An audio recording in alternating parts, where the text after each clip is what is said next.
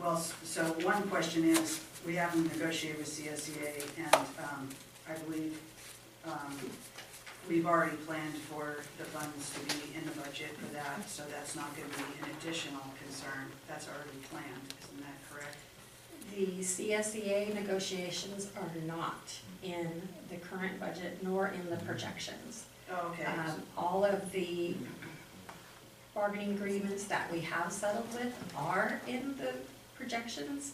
However, CSEA, I do have estimates of what, considering if a Me Too were to occur, we do have enough in our financial statement to carry through with that.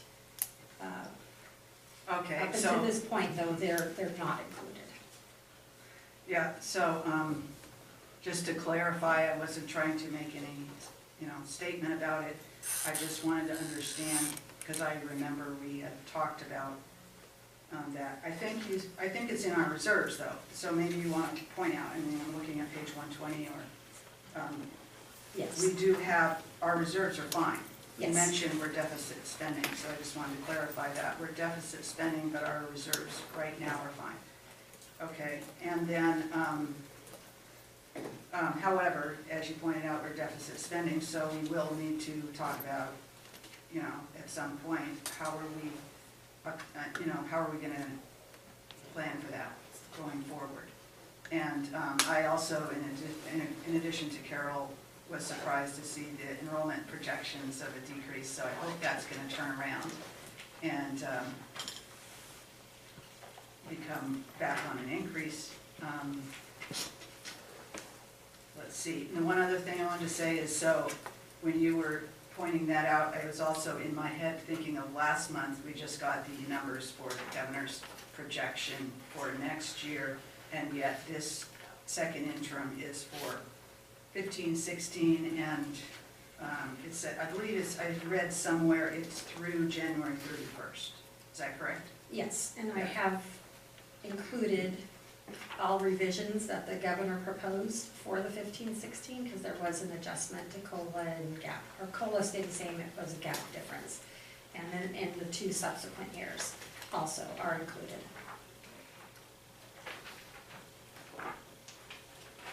Okay, I think that's all the question I have at the moment. Thank you. Any other questions from the board? Any comments from the public?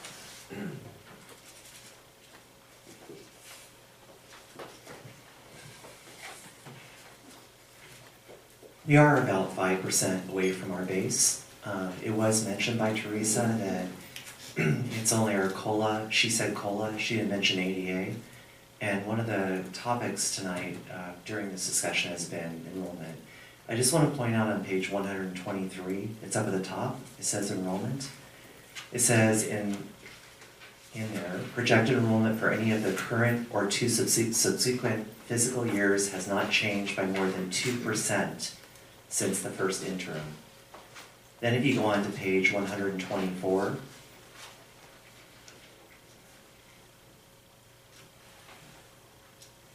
if you go down towards additional physical indicators, A3, declining enrollment, there was a question on there that was answered by Mrs. Sidrian.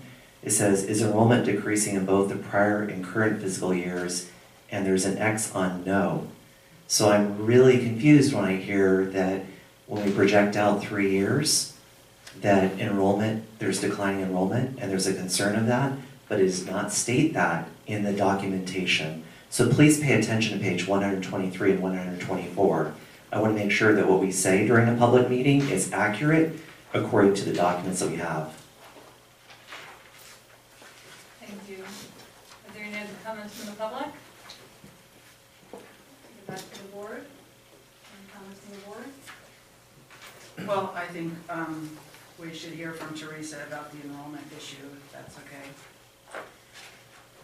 Because the enrollment is within a range, it isn't a factor that is to be of concern, other than noting the difference, but it's not as to an extreme to where it would cause concern. Okay, yeah, and it says projected second period, AP to ADA to enrollment ratio, so that, I guess is what you're talking about, the ratio. Okay, well, thanks for explaining that. Any other comments from the board? Well, I just would like to say one other thing. You mentioned, Teresa, you mentioned COLA, and that, I believe you're talking about COLA from the governor's budget, isn't that correct? Cost of living? Yeah, so we get COLA, but that, we don't include that going forward. Because we don't know.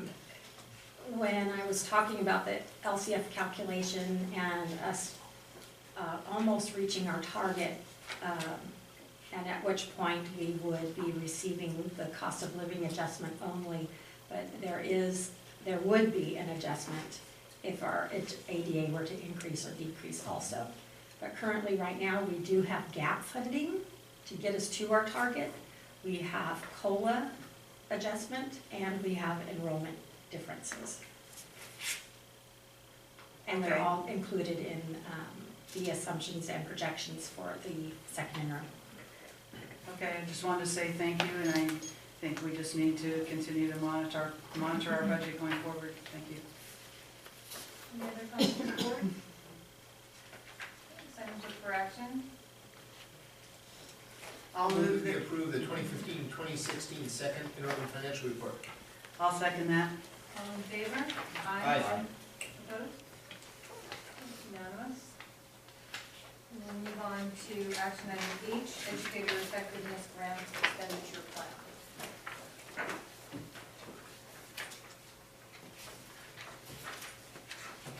The educator effectiveness grant was presented to the board for discussion at the last board meeting, and there has not been any changes since the item was presented, and now it's being presented for an action, as an action item, so we can have a plan in order to spend the monies in the 16-17 year. Thank you. Any questions from the board? Any comments from the public?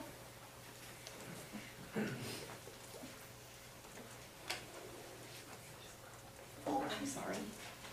I was planning ahead. Usually I have a lot of points that I'm sorry. With this teacher effectiveness grant, we have a real opportunity to have professional development, especially at a time during Common Core and with math, to really provide teachers with some effective professional development. One of the things Kathy and I were talking about were different models. One of the models that I proposed to her was having teachers do more of mini TED Talks on something that's really working. We've tried that in CTA, and we're part of a think tank. We came up with this Teacher Innovation Expo, and it's a 12-minute, well, it's actually 15-minute rotation. It's 12 minutes where you say what worked. You really perk people's interest. If they want to know more, they can contact you. They can go to your Twitter handle. They can tweet you, all sorts of things. But it's really been working, and we're in our second year of implementation. We do North and South, and I really think it's something to pay attention to. It's a thing of the future. I've gone to a lot of conferences. Sometimes I can sit through one and I'm pretty interested, but that's not usually the rule. By about the first half hour, I become a little more disinterested and I want to leave because, you know, sometimes I keep rehearing the same thing over. So Kathy's very motivated to take a look at different models where we can use our own teachers. So I'm very excited working with Kathy. It's been a unique experience to work with her as an interim, as well as a curriculum director. We're very lucky. Catherine really does listen and does a lot of callbacks and coming to you to talk to you more and exploring things. So I really appreciate Kathy, you stepping up. I think you're serving us well during these times. Thank you. Thank you. Sounds like a really great idea. So thank you for that.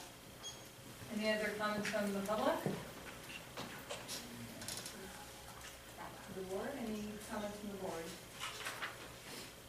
Any on for action. H, if you're keeping track. I move we adopt action item H, the educator effectiveness grant expenditure plan. I'll second. All in favor? Aye. Aye. Opposed? 5-0. On to action action item I, change orders for parking spaces and ADA path of travel at Sleepy Hollow, Wagner Ranch, and OIS solar arrays. I'm here this evening to ask the Honorable Board and Interim Superintendent Marshall to approve 3 change orders related to the solar project. They are a requirement under the Division of State Architects ADA accessibility rules that we provide parking spaces under the solar arrays that are located in parking areas. We had an allocation of about 2,500 in our contract with the contractor, assuming we'd be doing just some striping. And we did some additional survey and engineering evaluation based on the locations that were selected and approved by the board.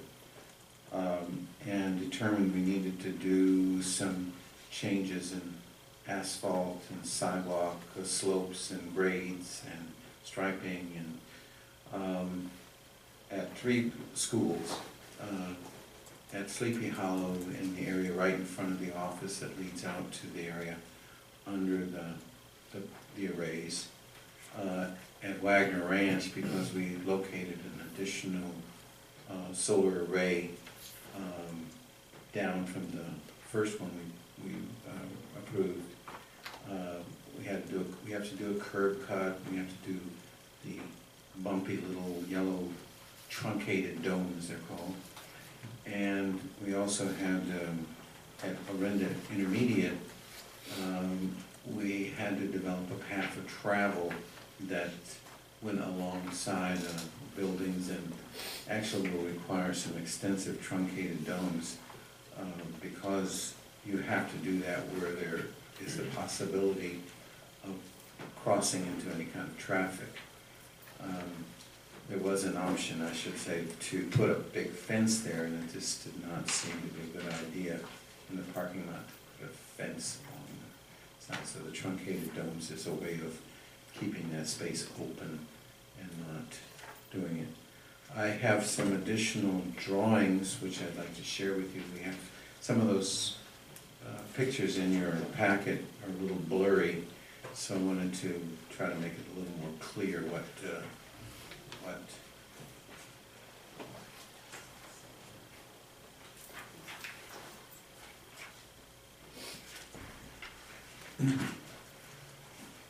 I should point out that the total amount is $91,229. It's what we had initially when the board approved the amount of funds available through the clean renewable energy bonds.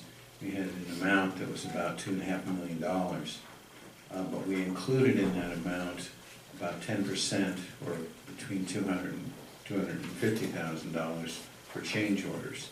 So we have adequate funds within the CREBs to pay for this, and have to say that our CBO and had the foresight to make sure that we had adequate funds in that CREBS bond for this sort of thing that was unanticipated. So we're in good shape. There will undoubtedly be additional change orders coming down the pike, but we still have plenty of funds available to do that, and we really do have to expend all of the funds within the bond as part of how they're organized.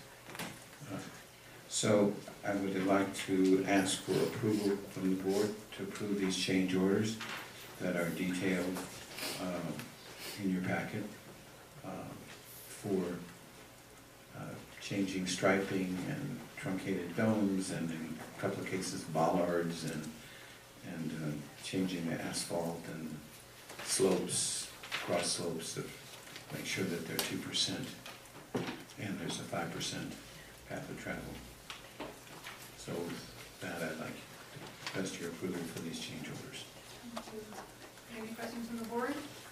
Yes, I have a couple minor questions. Thank you, Stuart. And one is, let's see, there's two questions. One is that this is 3 schools. Obviously, Del Rey doesn't, it's not in the parking lot. Correct. So that's obviously why Del Rey is not included. Correct. Is Glorietta, is that gonna come later, or did they No, not? Glorietta, you evaluated the path of travel, the slope, and it actually is within the required 2% and 5%, so it meets that, so we don't have there are no issues. It's in an area that is in front of the office again, sort of traveling at a diagonal toward the multi-use room, multi-purpose room, so it's in good shape. We don't have to do anything, I except believe stripe you. it. Yeah, I believe you. I just didn't know if that was coming later or No, if it it's didn't not need it. coming later. And then the other thing was, at Sleepy Hollow, where you do have this plan, I remember there was something about the fire truck and the height. Yes, Related, I don't know if that's related, but is that all fine, or is that that is all fine. We had, I pressed the issue with our Sunlight and Power and Terra Verde and the fire department, and how we lay out that solar array so we have the posts running down the center of the striped parking spaces instead of in the parking spaces.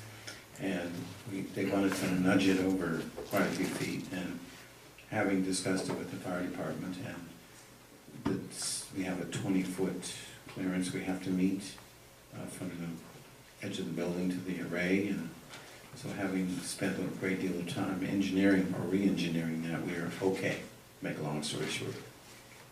Great, great. And also, I forgot, OIS, that was the one that was really hard to read in the packet, so thank you for this extra drawing.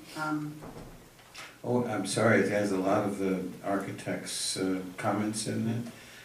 Makes it somewhat difficult, but it gives you a flavor. I thought that might be interesting for you to see.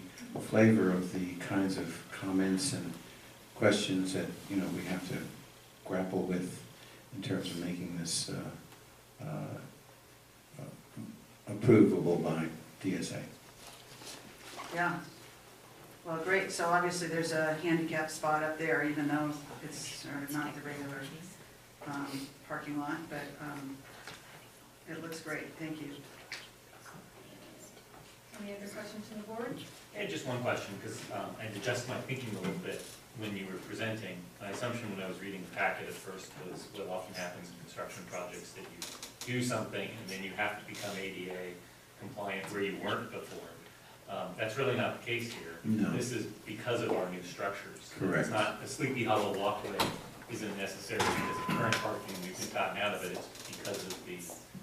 Correct. There are actually at Sleepy Hollow, for example, 2 parking spaces over near room 18. Right. But we've got to have one underneath the array, and since we have to have one there, I didn't want to give up those 2 spots, so we have to add one, which, covers us for available ADA spots, but we just need one, and it was also, the engineering was such that was the best place to put it. Thanks. Any other questions? Any comments from the public?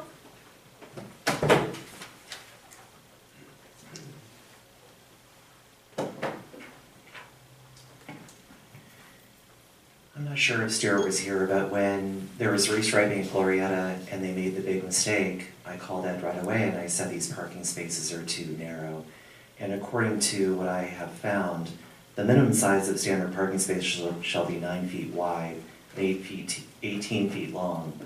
If it's all compact cars, which we don't have, if you look at our parking lots, there's a lot of us that have large cars, it's 8 feet wide, 16 feet long. My concern is, because I heard at the end of Stuart's discussion, is that he's adding an ADA compliant, which I completely understand, not wanting to lose a spot. My concern is if they become 8 feet wide, teachers' doors are gonna get dinged, or visitors that are parking in our parking lots. And I'm very concerned about that. When we had the restriping in Glorietta, it was a nightmare. I mean, I'm not a very big person. I had a hard time getting out of my car without hitting the car next to me. So I just want to be reassured that our teachers will be able to get out of their cars comfortably and not have a lot of damage to their vehicles. Thank you. Thank you. Any other comments from the public? Any comments from the board? So I would like Stuart to just comment at Glorietta. I don't know if I know what happened there. Did you restripe it? What are the current parking lot spaces? Are they 8 feet or 9 feet or what? They redid it. They redid They it? redid Oh, it. okay. Okay, Um, so the only question. he is on that correct. was- About the change order. He is correct Yeah. that Yeah. the space, the width of it needs to be 9 feet, and Okay. the length of it has to be 18 feet. He's absolutely correct about that. We are not proposing to do restriping at Sleepy Hollow. It's just Just the handicap. a spot. handicap spot. Okay, yeah, thank you for the clarification. Any other comments from the board? So items on for action. I move we adopt action item I, change orders for the parking spaces. I'll second that. All in favor? Aye. Aye. Opposed? Okay, we are ready for the 2016-17 school year. So the calendar for 2016-17 is here on action for your approval this evening. It has been in process since last fall. Since it last came to you in February, we continued with the teacher surveys to provide input into selecting different options for the calendar. We had a curriculum committee meeting and again discussed and reviewed any additional survey results. As it stands, the options that were the preferred by the majority is exactly what was presented in February. So you'll see there's no additional changes to the calendar as presented in February. So this item is on for action. Thank you. Any questions from the board? One question. Kathy, I really appreciate coming to the board.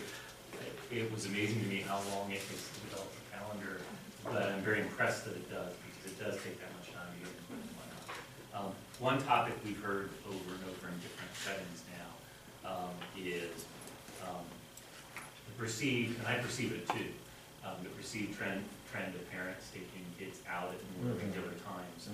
And an obvious encouragement would be to do that during staff development or other times. But I wonder if, when you've talked with parents, you've heard that, and if there's anything in the calendar that can sort of meet the reality of the trend. So, and I know you brought this up at our last meeting as well, and it is an area that the curriculum committee did discuss, and that we need to look into and we need to monitor. There are a few days on this calendar when we anticipate there could be some attendance challenges. We try to address it. First and foremost, November 1st, as you can see, is a staff development day. So that was identified as potentially a day when parents would be keeping their kids out of school. We need to look at our attendance very carefully this coming year, and that's something that we'll do. I don't have the exact data for you tonight, although we have looked at some of the data for that October session, and in January, we will have to look at it again this coming year because we don't share the same days in January as Acalanes.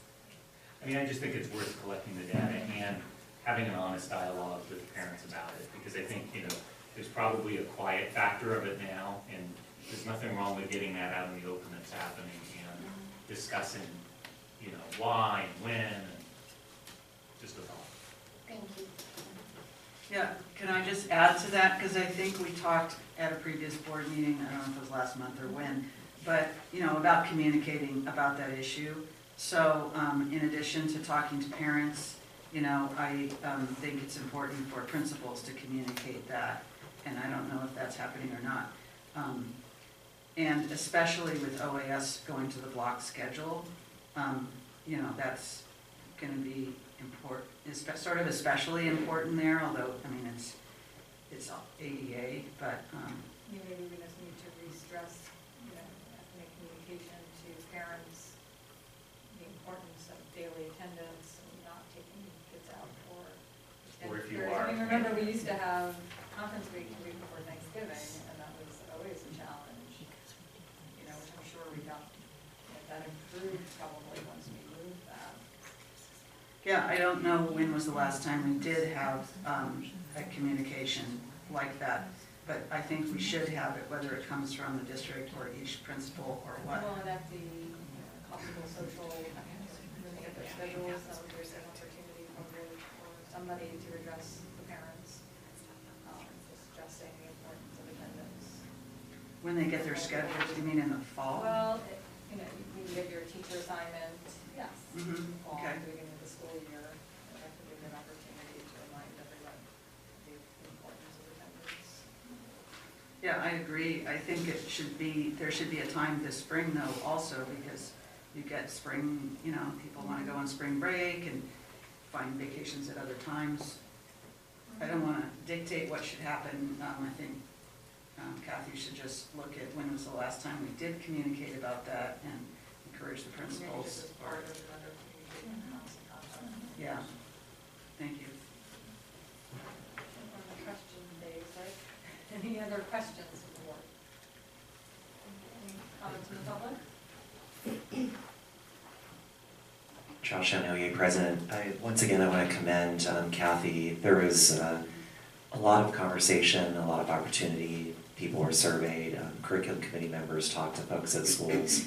I remember my own representative coming and talking to us, so I really appreciate that. We weren't real concerned about the October 31st and November 1st, because if they are going to be out, they're going to be out the day after Halloween. The kids would really love to be at school and show off their costumes, so they'll probably encourage their parents to be there that Monday. And then if they don't feel so well the next day, it's staff development day and the kids aren't going to be there anyway. So I thought this was a really thought through schedule. Thank you, Kathy. I agree, and I actually think it's less likely people Yeah, will be less away that take a long weekend because it's Halloween and everyone wants to kind of, you know, get home, so hopefully that will be what happens. Any other comments from the public? Any other comments from the board? Item come for action? I move that we approve action item J, 2016-17 school year calendar. Second. All in favor? Aye. Aye. Opposed? Ayes have. On to action item K, my name's on there. Okay. Yeah, we're not too bad on our time here. So, CSBA delegate assembly election time is upon us, where we have the opportunity to vote for up to 3 individuals to represent us on the CSBA delegate assembly, and I believe we only have 3 people in the running. So we need to decide whether we're supporting 1, 2, or 3, or none of them for the CSBA delegate assembly. Are there any questions? It looks like they're all current, They're all current sitting delegates. Right. Yeah, because there's a list. Yeah, you don't want to separate them. And long-term board members, so, So the I don't- list shows their names already on there. yeah. So why don't we vote for all 3 of them? We could, but we're gonna see if there's any other. That was just my. Yeah, that's true, that wasn't, we could do that. Are there any other questions from the board? It's too early for me to get punchy, you know. Are there any comments from the public?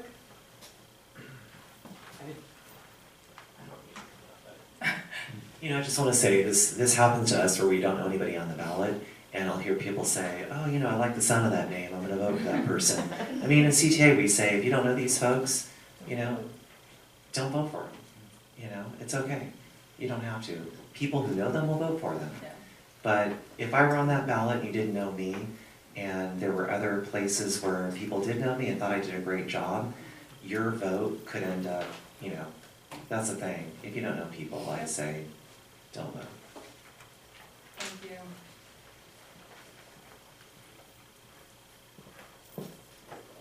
Any other comments from the public? Comments from the board? I do think it's a little unfortunate that there's not necessarily anyone sitting as a delegate in our region from school, you know, Teresa Guerin's been served for years, and there's been other people from districts that are more similar to ours, and it's a little unfortunate that that's not the case, so maybe that's just something to think about for the future, because that's not an option for this year. Maybe it's like getting somebody to step up on your parcel tax. Yeah, they do have to go to several meetings a year, but I did want to say, I have talked to one of them on the phone in the past, and, you know, I went to the CSBA meeting just last week, and Laura Conchamello was there. You know, these people have been long-term board members. Kathy McLaughlin is the one I've talked to, and she's been on the Martinez board for a long time. They've all been really active with CSBA as well. So I don't have any problem voting for all of them. Anyone else, any thoughts? But I think Charles' point is well taken. I just wanted to say that about these people. I agree, Sarah. Do you want a motion? I would move that we approve the CSBA school board delegates for the 3 delegates that are running. A second. Is that clear? Okay, all in favor? Aye. Aye. Opposed? 5-0 to vote for the individuals that are listed. Okay, I'm try to finish up our action items and then take a quick break. Sure. That'd be great. We're on action item L, Parcel Tax Independent Citizens Oversight Committee. Sarah, you want to take it, or me to? You want to start? Thank you. So as you can tell from the agenda, Bill, we went out and advertised for the, we have 2 positions available on the Parcel Tax Independent Citizens Oversight Committee. And we received 3 applications. Sarah and I had an opportunity to go over all 3 applications and discuss them. And we'd like to bring 2 of those candidates forward to the board for approval. All 3 candidates were qualified. But 2, we were unanimous in our support of 2 to bring forward to you.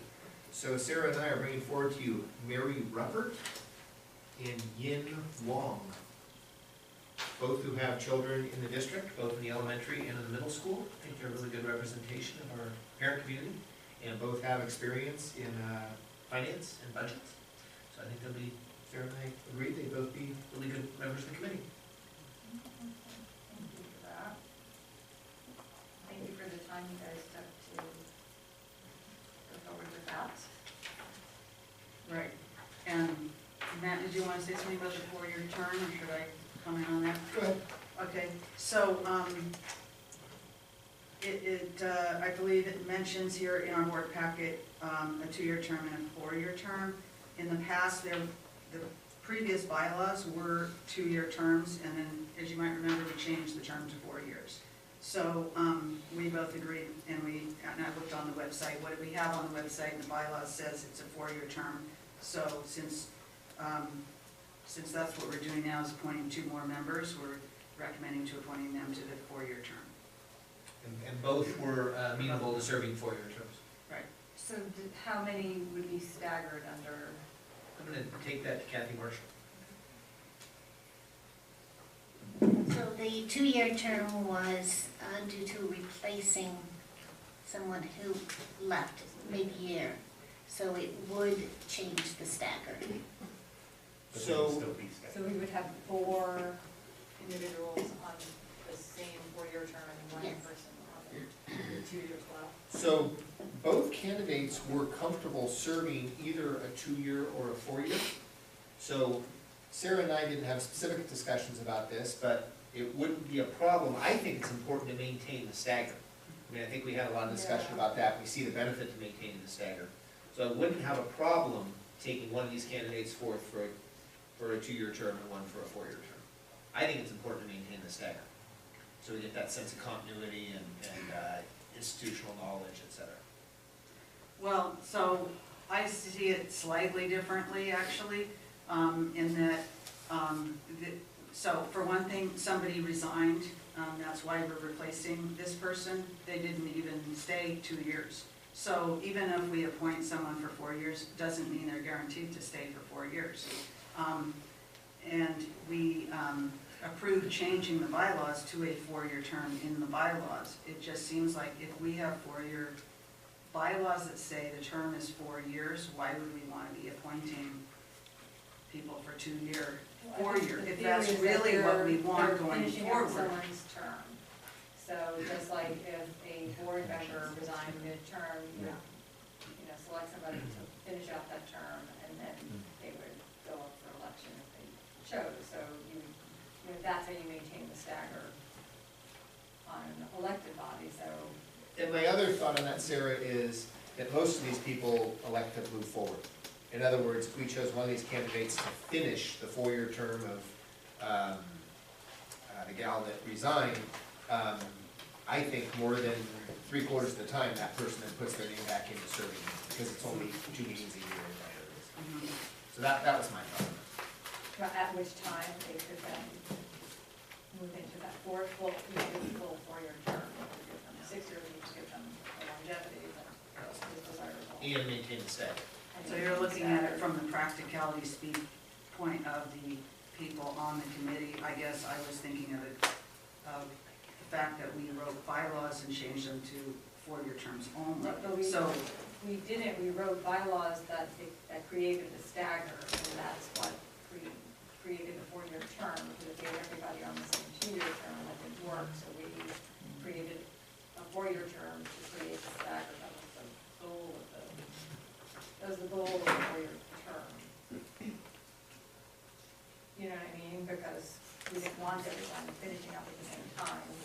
so I don't have my bylaws in front of me. I guess, to me, what would be important, if that's what we're trying to do going forward, is to make sure the bylaws say it's a 4-year term intended to be a staggered 2 or 3-year position alternating every 2 years. I don't remember, I forgot to bring my, bring it with me, I don't know if it says that. I don't want to sound like I'm being picky, I'm just saying if that's what we want. If it doesn't say that in the bylaws, seems to me we should, amend the bylaws so that it's clear. Well, I don't have the bylaws in front of me, I haven't looked at them in quite a while. I admit, but I know that when we created that 4-year term, our goal was, when we originally created the committee, it was to select 5 people to serve. And then, once that term finished, we needed to create something that would provide continuity on that committee. So I like don't with know, school I don't board, like, remember what the exact language is, so it might already address that, I just don't know. yeah, and not to belabor this, but like you used the example of school board, even though we stagger alternately every 2 years, we have 4-year terms. So, I'm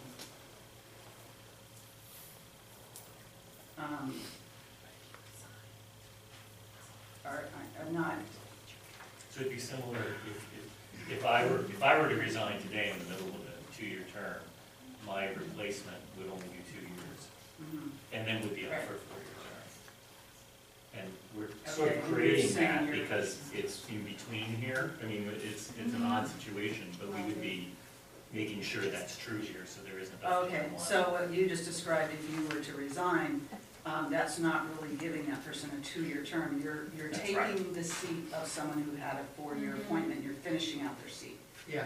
which So is different. one of So- these candidates is filling Eileen Hummer's 4-year term that she served 2 years of. Well, I mean, I guess we could look at the bylaws and see if there's some paragraph in there about finishing out a term, or what happens if somebody resigns in the middle. It could be a year in, let's say you're 1 year in, we're gonna need to fill that position too.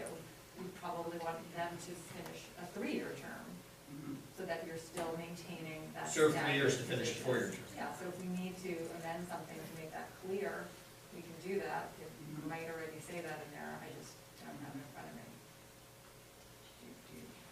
I like that idea of bringing back, unless making a decision here the way we'd like it to be. Good news is since we're the writers of bylaws, we can amend them. Yeah.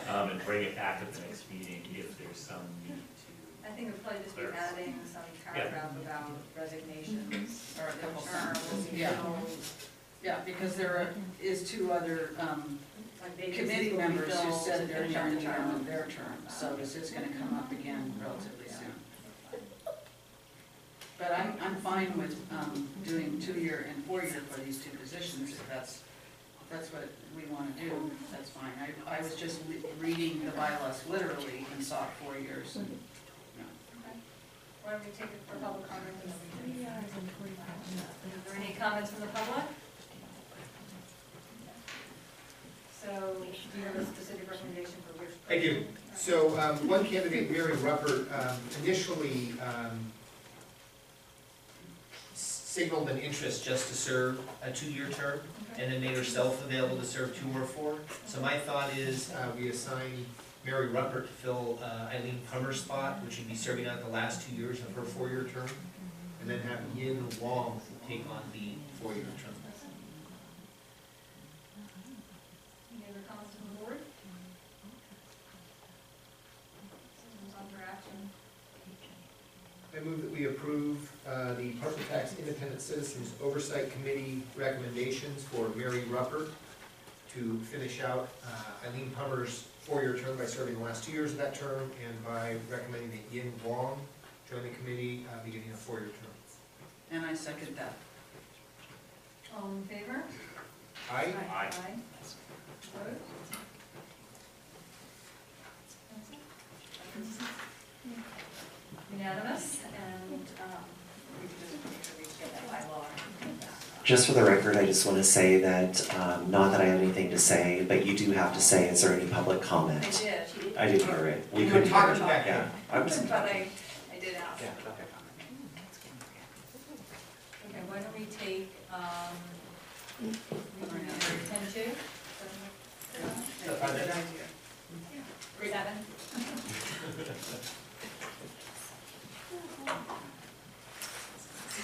Oh, my phone's a little faster than that.